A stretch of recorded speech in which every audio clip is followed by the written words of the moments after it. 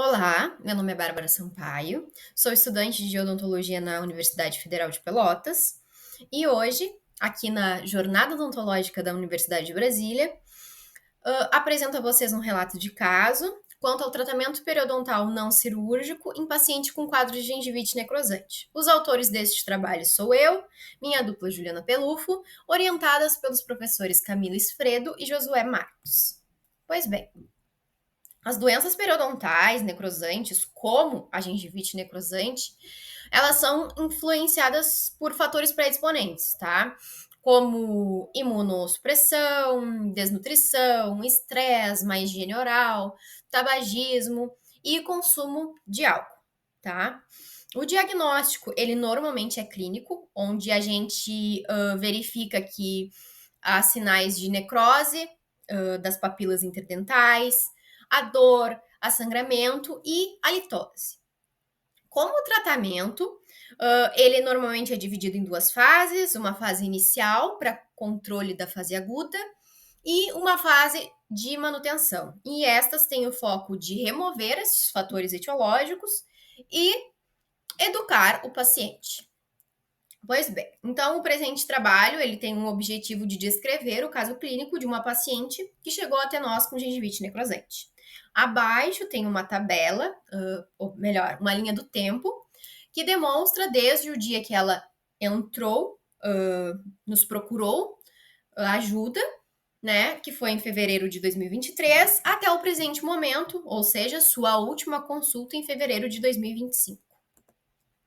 Bom, apresento a vocês então um caso clínico de uma paciente jovem, saudável sistemicamente, mas ela era impactada com sangramento gengival e halitose. E nos relatou que isso estava afetando o convívio social dela e também apresentava forte estresse e pressão psicológica. Diante a junção das peças, nós estabelecemos um diagnóstico de gengivite necrosante, visto que havia necrose papilar, havia acúmulo de biofilme e também linfadenopatia.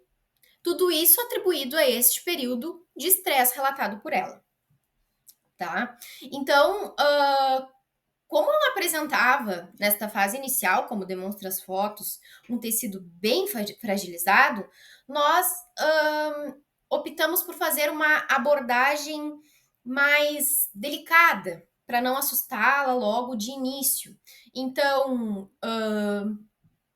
começamos com bochechos de clorexidina, umas raspagens supragengivais, instrução de higiene oral, porque no momento era o mais adequado devido à sensibilidade que o quadro apresentava. Só que a paciente, de fato, aderiu ao nosso tratamento, topou, né, todas as fases, ela sempre foi muito cordial a tudo que a gente falou. E quando a gente visualizou uma melhora significativa visivelmente e um SG abaixo de 10, a gente começou com as raspagens subgengivais, associado então a essa fase de manutenção e educação da paciente. Sendo assim, como a gente sabe, a gengivite necrosante é uma doença restrita à gengiva, mas ela pode evoluir para uma periodontite necrosante, né? Se houver ou atingir os tecidos de inserção. Então, esse tratamento conservador que a gente fez, baseado na raspagem, no controle da placa e a clorexidina, eles têm mostrado bons resultados em alguns estudos quando não há sinais sistêmicos. Mas caso houvesse esse envolvimento sistêmico, normalmente indicam o metronidazol, mas não foi o caso, porque nossa paciente não havia febre ou mal-estar. Então, assim, há escassez de protocolos, tá, padronizados, mas viu que a intervenção precoce e o controle de fatores, como o estresse, são fundamentais para reverter essa situação. Então, como a gente sabe, a associação entre estresse e a gengivite necrosante Se dá pela liberação de cortisol, o que favorece a proliferação de bactérias patogênicas. Então, tudo isso vai depender do controle rigoroso da placa e da participação ativa do paciente como um coterapeuta. Então, teria que motivar, educar, para isso se tornar uma peça-chave no tratamento, tá? Então, assim, recursos visuais, como evidenciadores de placa, fotos, a gente muitas vezes presenteou ela com escovas, com pastas, fio dentais, sempre visando esse autocuidado. Então, isso ajudou muito na adesão. Como resultado, o sucesso desse caso, ele se consolidou ao longo de 2 anos, né? Com retornos quinzenais, mensais, de acordo com a necessidade.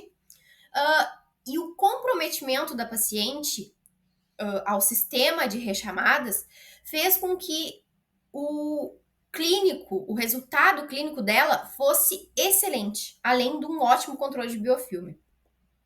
Aqui há 2 imagens comparando quando ela chegou até nós e 2 anos após, o quanto isso já estava revertido. E por fim, a gente concluiu com base nesse trabalho que, mais do que tratar a doença, o caso nos mostrou que educar, motivar e acompanhar de perto é o que realmente transforma o sorriso das pessoas. E, por consequência, um prognóstico. Eu agradeço a vocês por terem me escutado até aqui, aos demais autores, e deixo então as referências do meu trabalho. Obrigada.